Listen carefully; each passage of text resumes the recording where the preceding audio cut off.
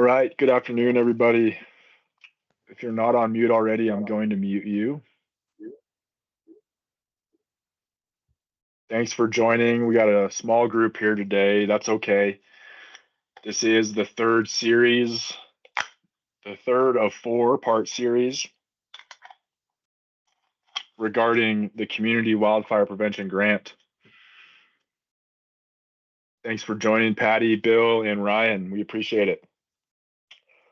If you haven't had the opportunity to review or see the other videos, hopefully they have been proven useful to the group. Can everybody hear me okay? Ryan, can you give me a thumbs up that I am heard? All right, perfect. Okay.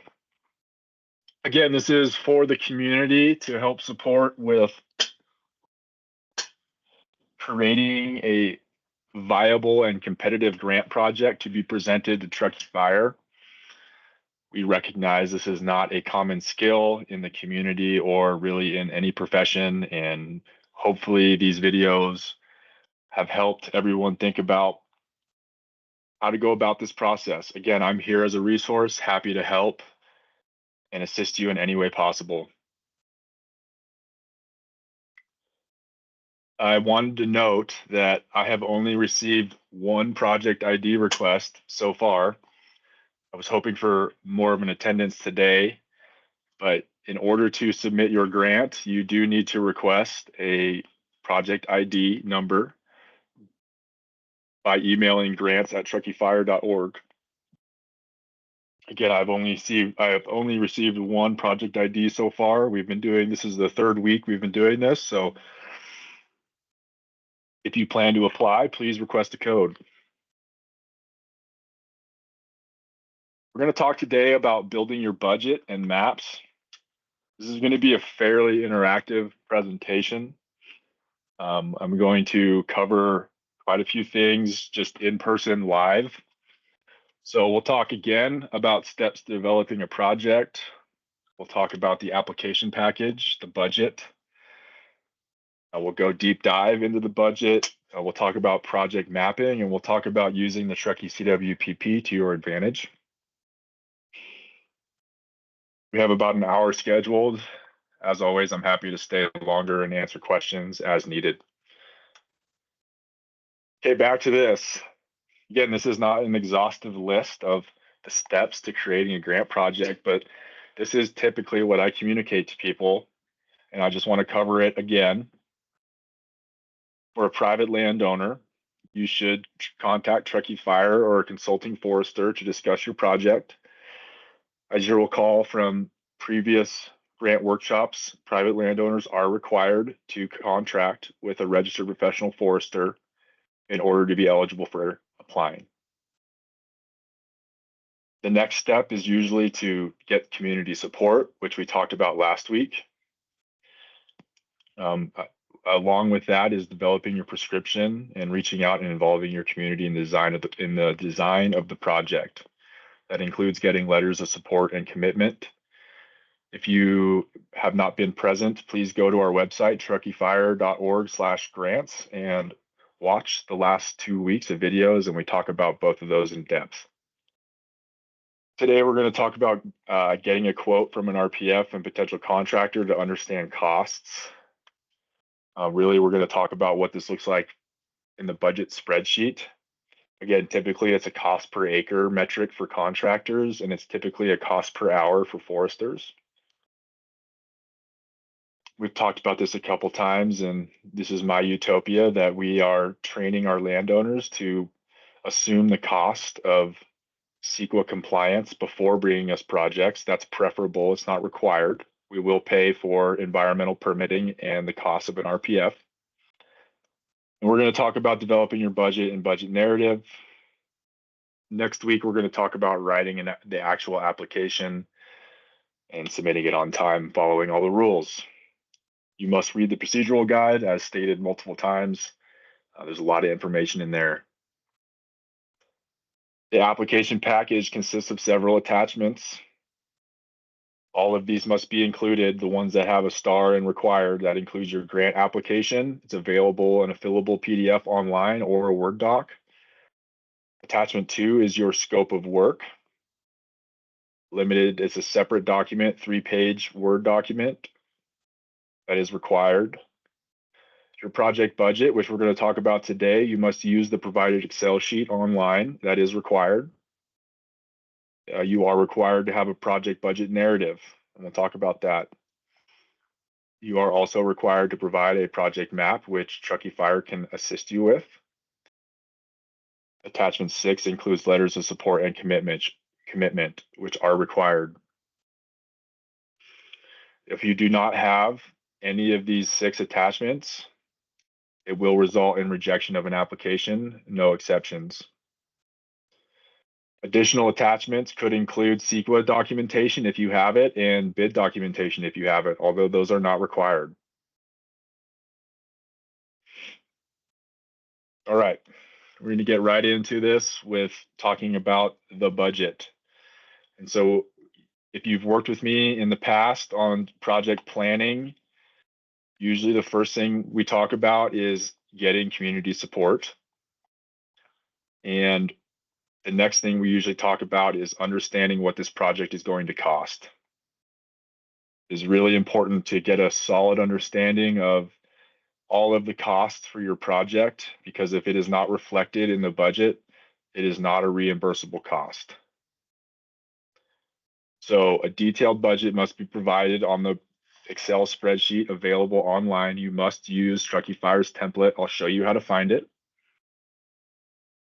You should consider including costs for environmental compliance work with your forester if you're a private landowner.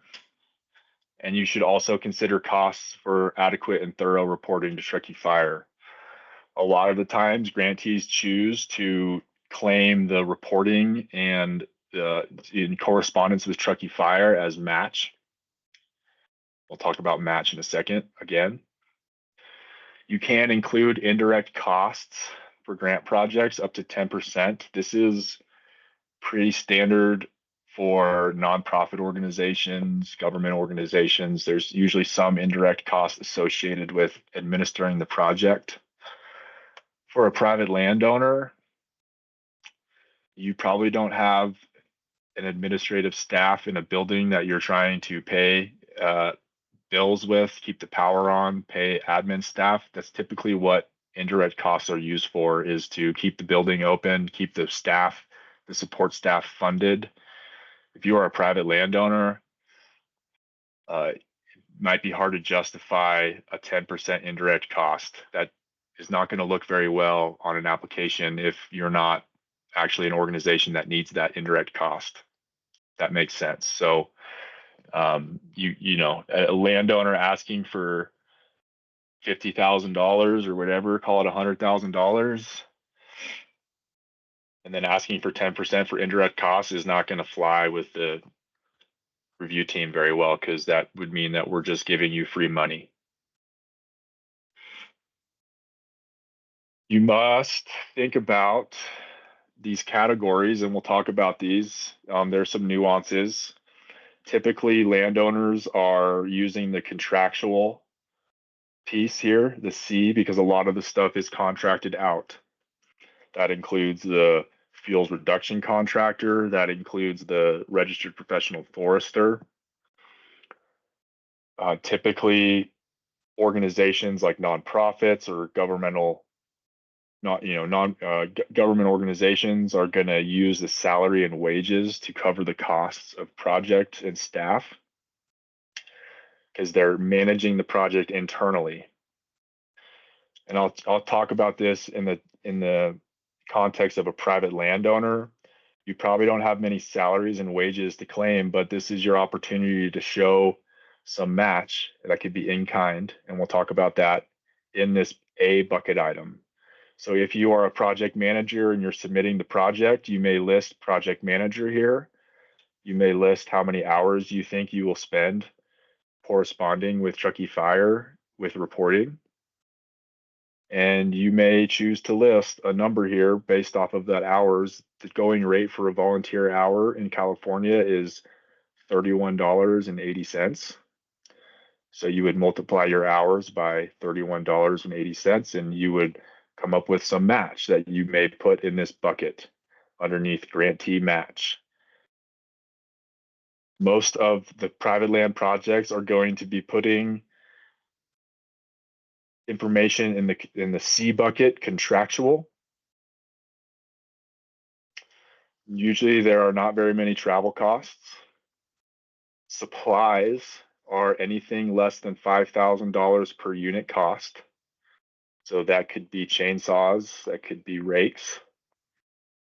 Equipment is anything greater than $5,000 per unit cost. Again, mostly landowners are going to be using the contractual bucket, identifying costs for contractors, and sometimes they'll be using the salaries and wages bucket to capture in-kind contributions as match.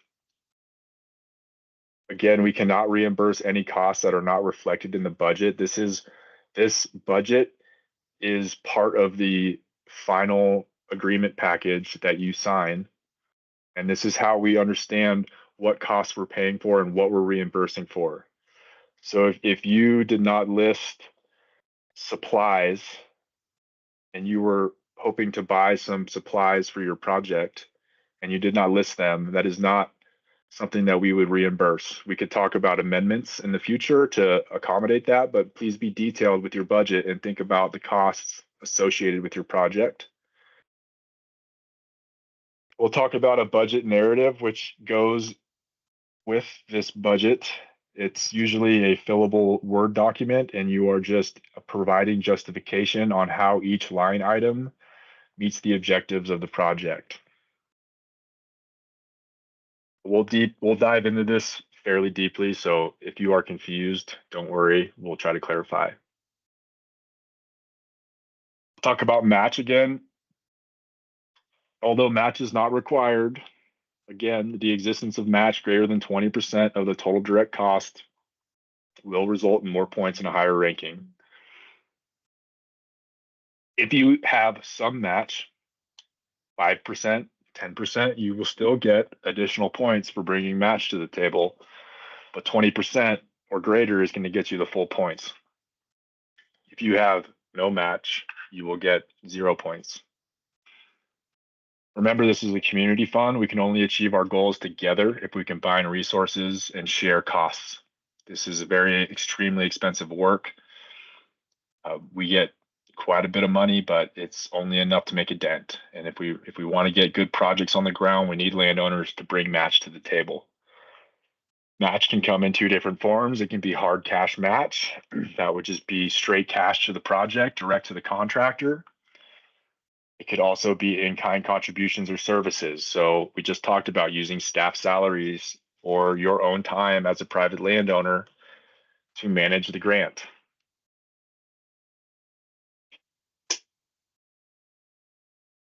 All right, we're going to do a deep dive here with some examples.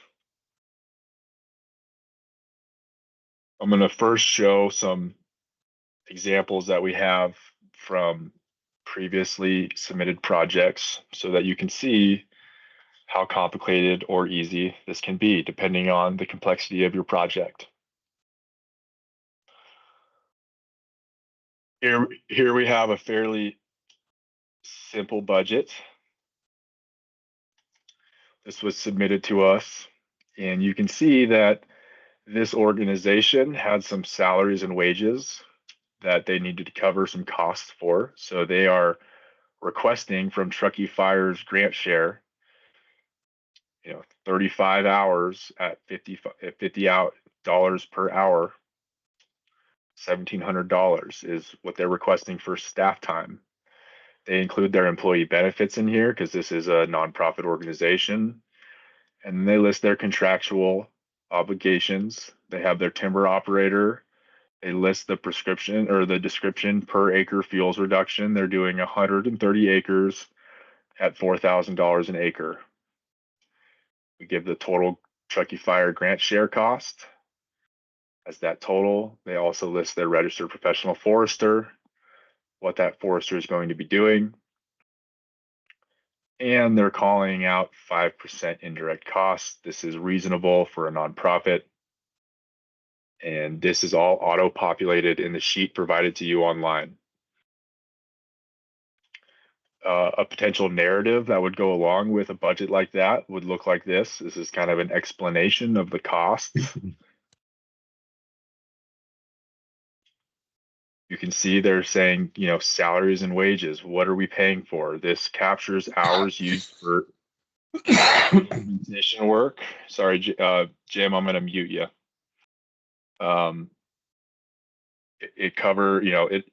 This is used for implementation bid work, site walks, project setup. This could be reporting, implementation, site visits, reporting required to Truckee Fire.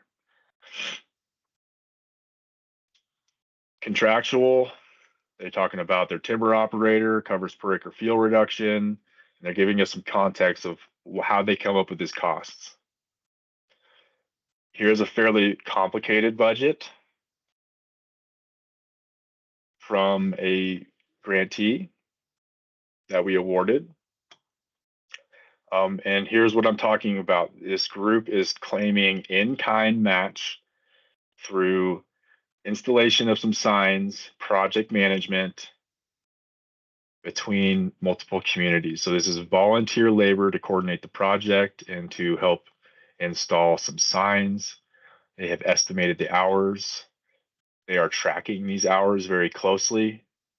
The rate of volunteer is $31.80 an hour, and they are claiming that as match under the grantee match bucket. So each column needs to be considered.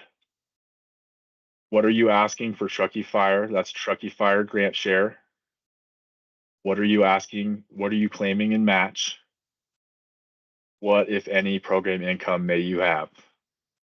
This group also listed their contractual costs in the C bucket under contractual with hours, cost per hour. And then they list their supplies for their project. Very detailed list of supplies that they're looking for. This is very important to be detailed with because, as mentioned, if it's not represented in your budget, it's not something that we can reimburse.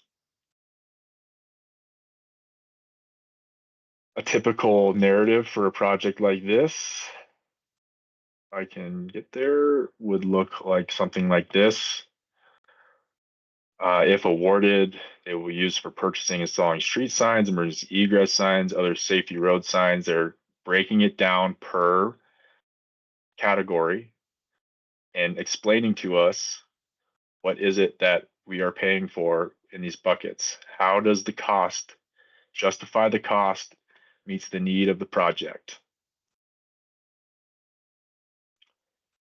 So I'm going to do this live for you guys so that it is clear how we do this. If you haven't already navigated to our website, here it is. You go under the Wildfire Prevention tab, you go to Grants. This includes all the information you need for the grant program. If you've been joining these workshops, you should know how to navigate to the website. Under the website, there are current grantee resources. This is where you find the drill guide, the grant application, a link to our CWPP that we'll talk about later. Budget template is right here. So we open this budget template, it downloads for us. We have a nice template auto-populated, ready to go for you. So I'm going to fill this out as if I was a private landowner looking to apply to this program. So I may list here in salaries and wages, project management. In the description, I may list oversight, contractor oversight, reporting, etc. I may choose to estimate how many hours as a private landowner I may feel is necessary to do this based on the complexity of my project.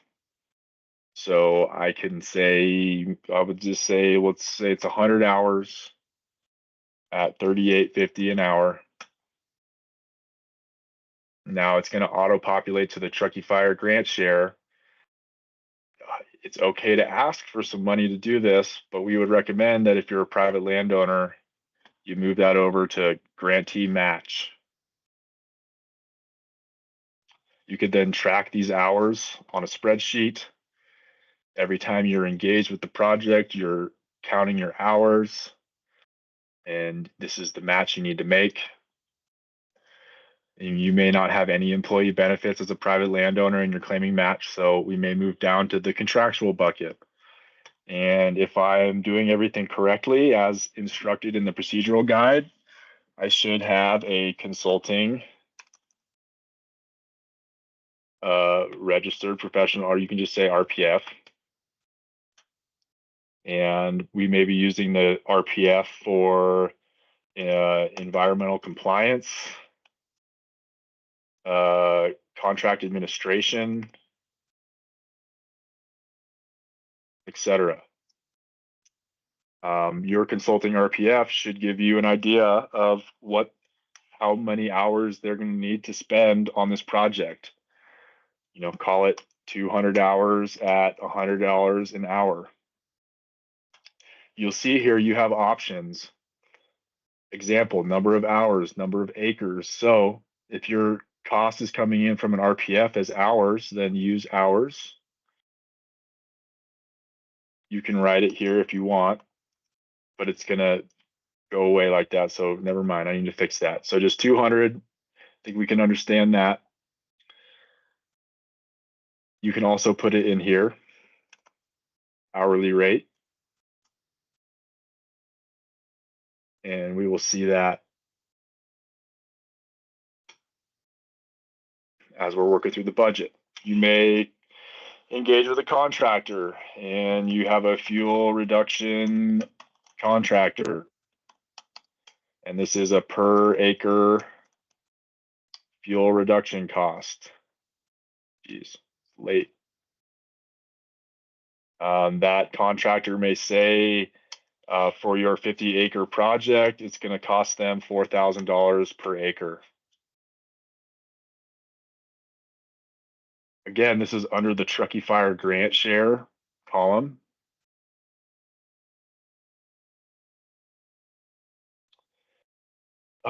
Your forester probably lumps in their travel costs in their hourly rate, but perhaps your RPF is going to have some travel costs. And this is usually a per mile basis. It would be 100 miles at, typically 54 cents a mile.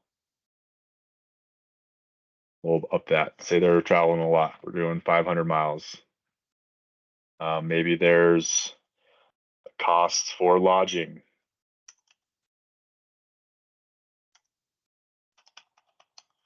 Okay.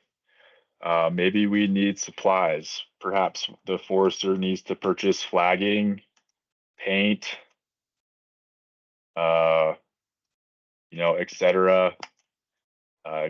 This could be, if you're a community doing an event, you could be snacks and water, right? Anything that's less than a 5,000 per unit cost.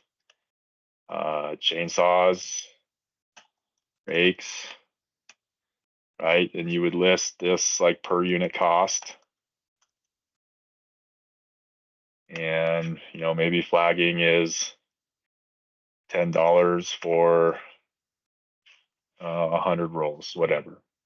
So here's how you kind of build this out. This is why it's important to understand what your costs are and why we want private landowners to consult with a forester. Because again, while you might not fully understand, which is totally fine, all that goes into a project, your forester it's bread and butter for them and they know exactly what they need.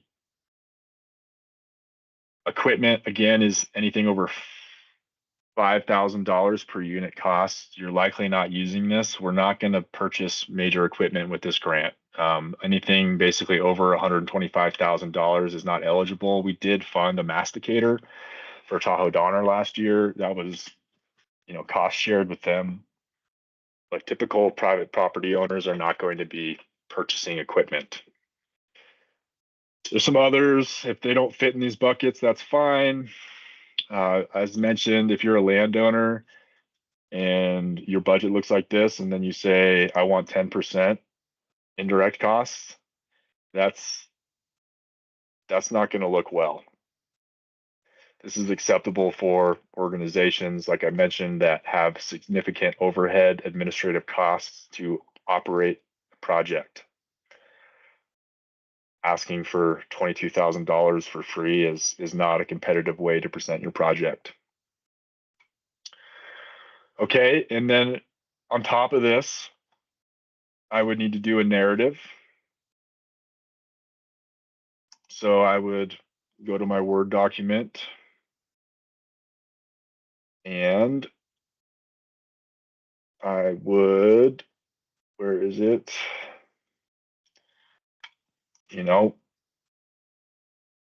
Call this my budget narrative.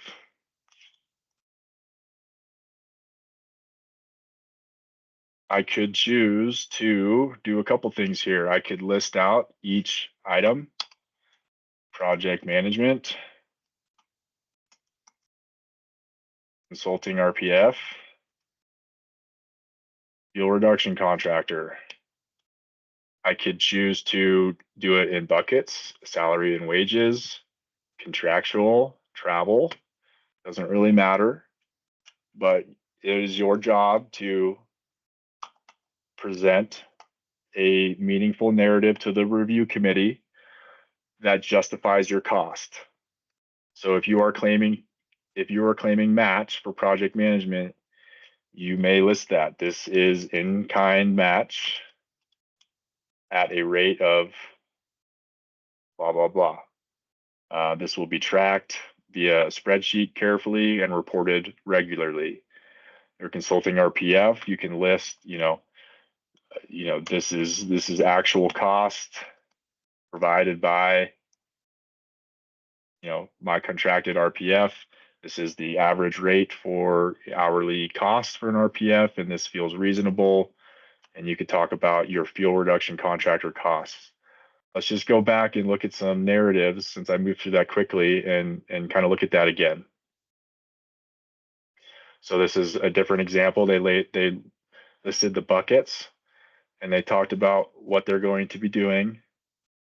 With each, project management will be performed by community volunteers. Some project management will be performed by a paid operations manager that they have in-house. This labor will be paid for as matching contribution to the grant. What else are we doing? Salary installation of house address signs will be performed by homeowners or community volunteers. So they're explaining what the match is. Contractor costs. This includes installation of neighborhood signs on removable posts or on trees, right? Give us an idea of what you're asking us to pay for. It can be simple. This is another example I just showed, right?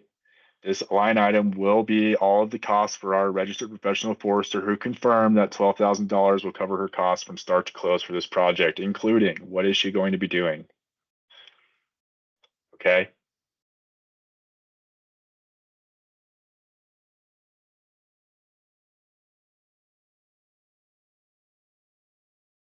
Let me show you guys a budget from a project that's more complicated. Again, I like to show examples of what this looks like in a tougher environment.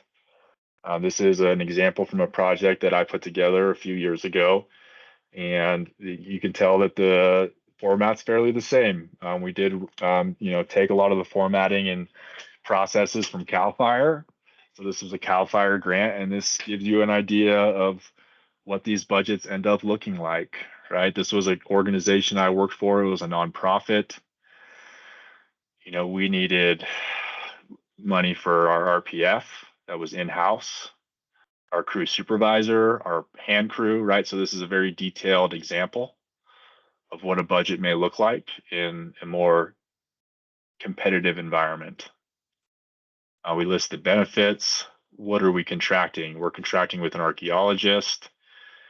You may need to contract with a archaeologist if your forester determines it's necessary. Usually foresters can handle a lot of the archaeology, but perhaps maybe you need to contract with a land surveyor to understand where your property lines are so that you're not trespassing on someone else's property.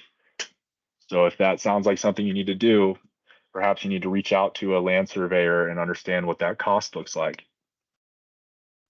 I list supplies for the project, PPE, gloves. We charged vehicles per day on a cost, backpack sprayers, chainsaws. We had a masticator in-house that we charged a per day fee.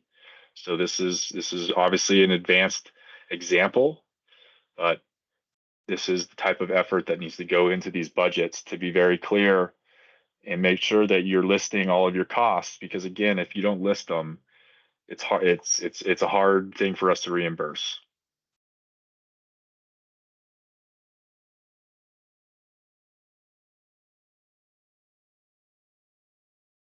Okay. We're going to talk about next. We talked about budget narrative examples and deep dive. We're going to talk about project mapping.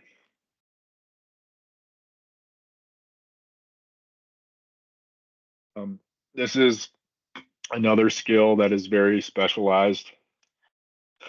Mapping software is extremely expensive, but there are ways that landowners can do this themselves. They can also reach out to Truckee Fire for help. So adequate maps are required. We have to show the project area and the proposed treatments. This needs to be very clear. Remember that the review team, I'm not in the room. They are instructed to only grade and evaluate what is represented in your application. These people may not be at all familiar with your project at all. And it's your job to sell them your project in a way that is meaningful for the community. And part of that is showing a map that demonstrates that. If you don't have access to a GIS software, which 99% of people do not, it's recommended that you use some publicly available software that's free. That'd be like CalTopo, Google Earth. You can also utilize the CWPP maps, which we'll show in a second. If the project doesn't involve any vegetation management practices, you still need to submit a map, but it's mostly just a general area with a pin showing where this project is occurring. Again, if you need assistance with mapping, you can call me. It does not take me very long to make maps. Okay, we're going to talk about the Truckee CWPP, which is a resource for the community. It was just completed a couple months ago. It was about a year-long planning effort. And we're going to talk about kind of the story map rundown, the risk assessment, how to interpret the risk assessment, how to interpret the mitigation strategies and the treatment map. And then there's some resources in the CWPP that can help you with your narration. There's a lot of information in the actual document. So let's take a look at that.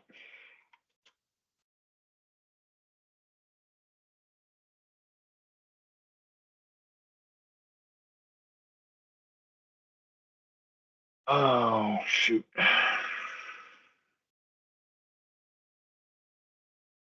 Too many tabs, too many tabs. So really for the start of any project, let's go back to the home page here. We should be plugging into the CWPP fairly regularly.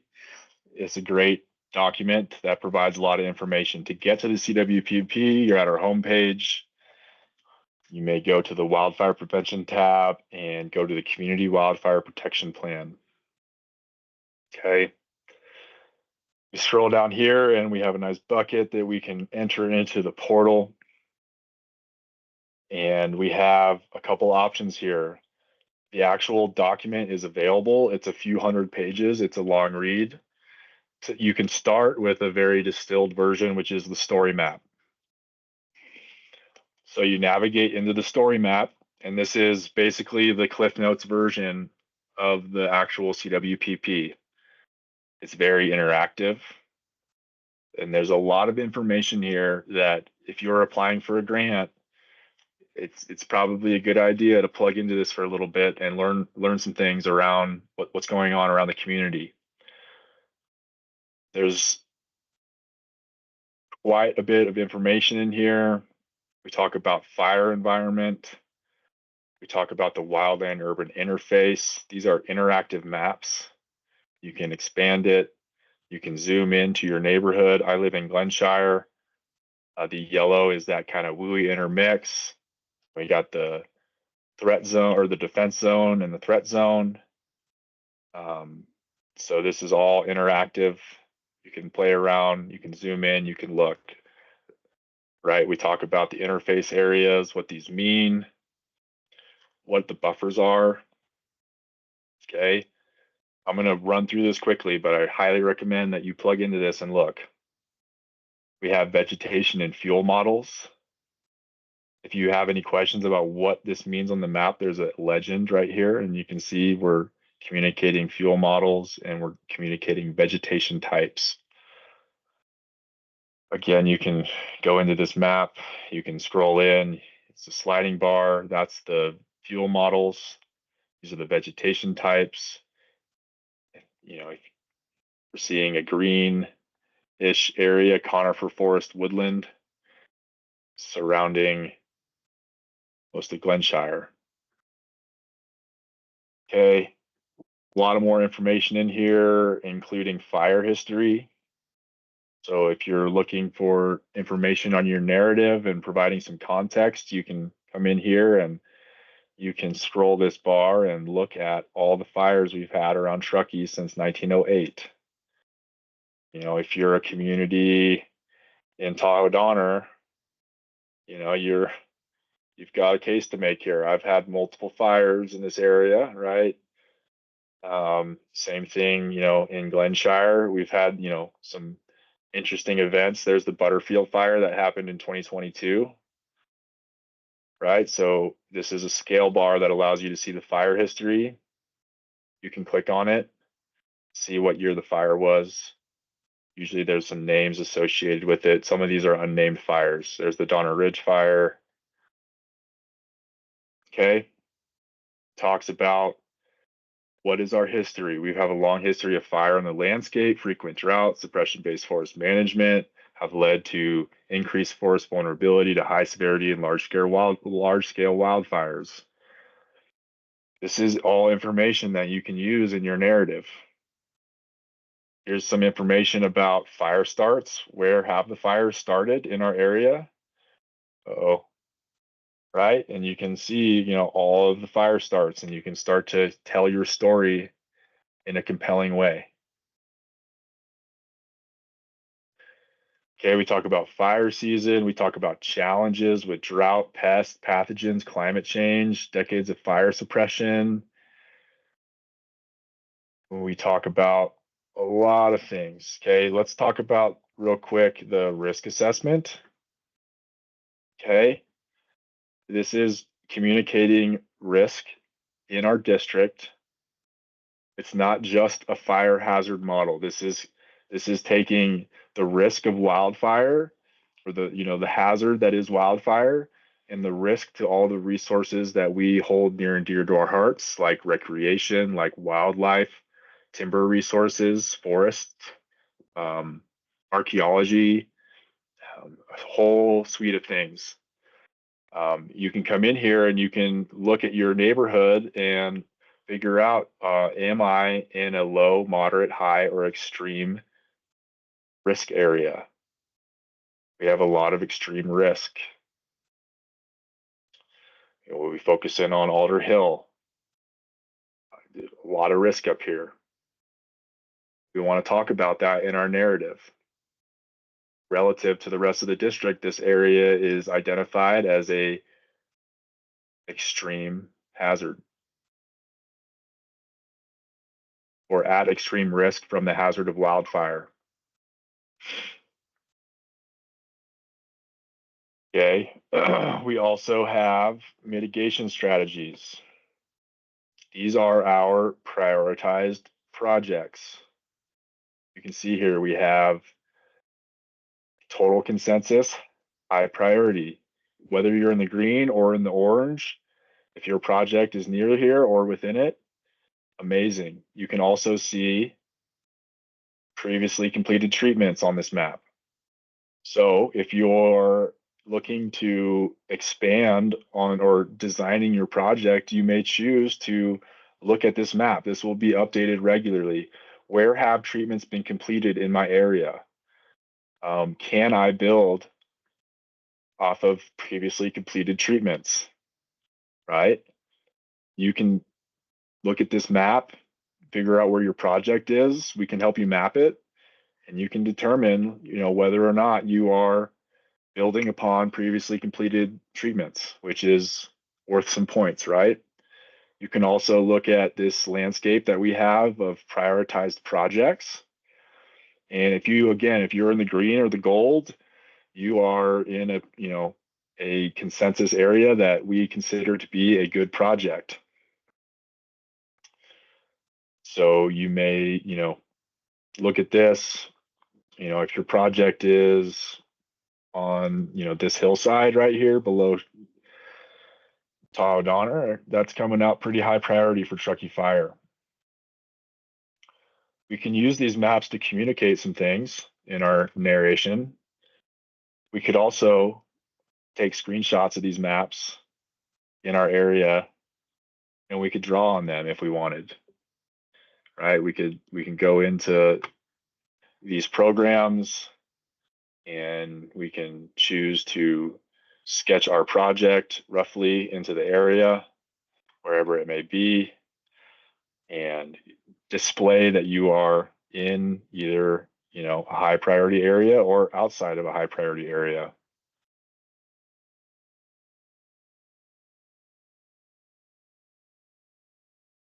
I also want to point out that this is just, like I said, the Cliff Notes version. There's so much information in the story map.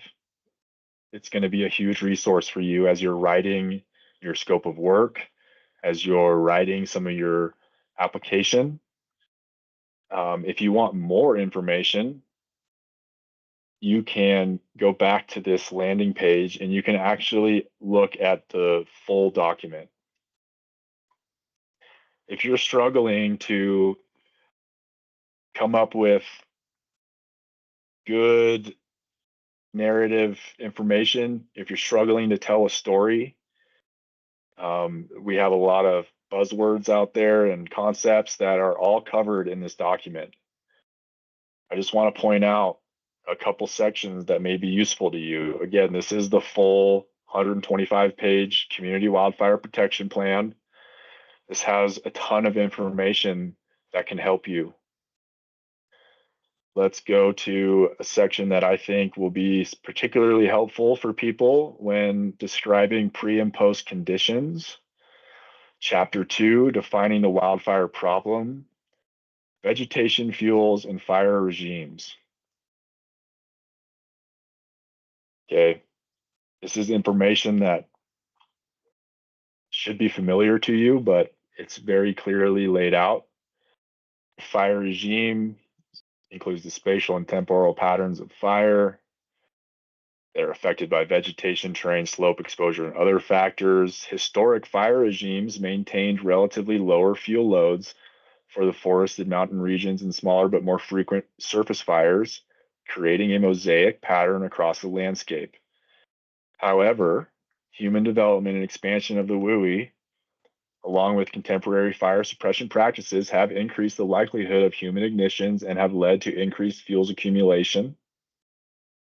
We are surrounded by overstocked, high tree density, higher proportion of snags, These changes to the landscape have influenced frequency and severity of fire, including changing the fire regime, etc. So that's really good information. We talk about specific vegetation types that are in our area, a mixed fir alliance, an east side pine alliance, right? We usually have a lot, if you're in Truckee proper, we're in that east side pine alliance where we have white fir as a co-dominant species. Usually in the understory, we have Jeffrey pine, lodgepole pine, a variety of mixed conifer species, surface fuels composed of needle cast, shrubs, right? This is describing a lot of project areas, right? And then we talk about how weather patterns and climate change have influenced the fire regimes and fire behavior and intensity. There's talk about fire history, right? This is a very important document to look at. This will help you with quite a few things. Part of the application, we'll talk about this next week, but it includes talking about or explaining how your project is consistent with a plan like the Truckee Community Wildfire Protection Plan. So you're going to need to be able to demonstrate that you are consistent with this plan. And how might one go about that? Well, if you scroll to the bottom of the document, towards the bottom of the document, sorry, a lot of scrolling. We have action plan, maintenance, and monitoring. So this is our action plan. You can demonstrate consistency with the CWPP by, here's that current and completed treatments, by building off of previously completed treatments, by conducting treatments in an area identified on our map that I showed you earlier. This is how you demonstrate consistency with a community protection plan, is demonstrating that your project either falls in one of these areas, builds upon a previously completed treatment. We also have recommendations for hazardous fuel reduction. These recommendations include fuels treatment implementation that reduces hazardous fuels and overall fuel loading, as well as actions that support on-the-ground actions such as community-based prescribed burn associations, providing technical support, etc. So here's our recommendation matrix. Okay. You are applying for a community wildfire prevention grant. You're taking advantage of an action that we have listed in our CWPP. You may also be, promoting action RL number 1, landscape scale forest management and fuels reduction treatments. Fuel treatments along evacuation routes, critical infrastructure, defensible space, right? You can demonstrate that you are advancing these recommendations as part of your project. Okay, that's on page 78. We talk about, quite a bit of information here. We have another recommendation matrix for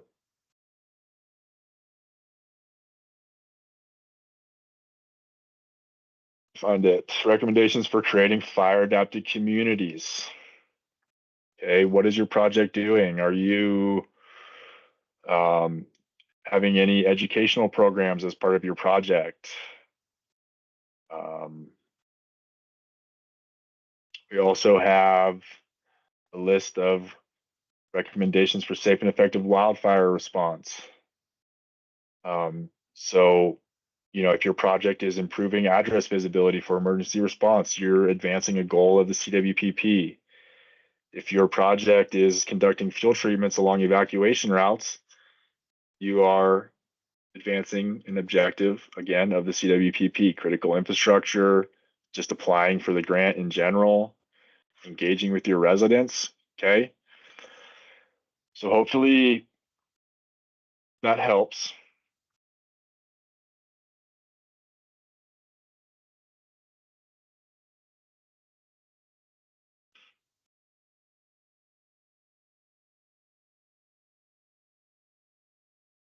finished a little bit early today, but next week's topic is going to be our last workshop. We're going to go in depth on the project application and submission. And we're going to look at the project application and we're going to do similar things that we did today, 4 to 5 p.m. on May 30th. I will also be offering virtual office hours for additional help. I will post these links. This will just be an open meeting. Anyone can attend. I will just be sitting online. If no one attends, I will just be sitting here by myself. That's okay. But you can tune in at any time on June 3rd, June 6th, or June 12th between the times listed. And you can ask me questions and we can try to answer them and get you the support you need to complete your application on time. That's all I had today for you all. I hope that was helpful and useful.